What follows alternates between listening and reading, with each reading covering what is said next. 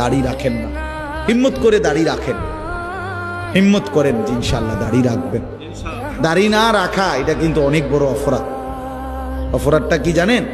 অপরাধটা হলো যে ব্যক্তি দাড়ি কাটে নিয়মিত, আমার কাছে মনে হয় সে আল্লাহর সাথে বিদ্রোহ করে এবং আল্লাহকে বলে ডাইরেক্ট যে খোদা আপনি দিবেন আমি কাটব, আপনি দিবেন আমি কাটব, আপনি দিবেন আমি কাটব, আমি বেড়া হইলে আপনি খোদারে দেখায় দিব, আপনি দিতেন পারেন কতক্ষণ আমি কাটতে পারি।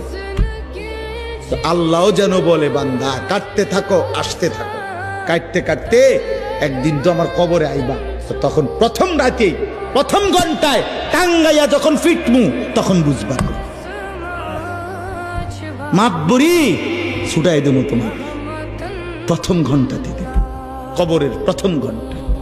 হাত্তা তাখতালিফা আদলাউ, আল্লাহর নবী বলেছেন কবর যখন প্রথম মিনিট নাফরমানকে কবরে একটা চাপ দিবে তো ডান পাশের মাটি বাম দিকের মাটি ডান দিকে, মানে ডান পাঁজরের হাড্ডি ভাঙ্গা চিড়া এ পাশে চলে যাবে, এ পাশের হাড্ডি ভাঙ্গা এ পাশে চলে যাবে।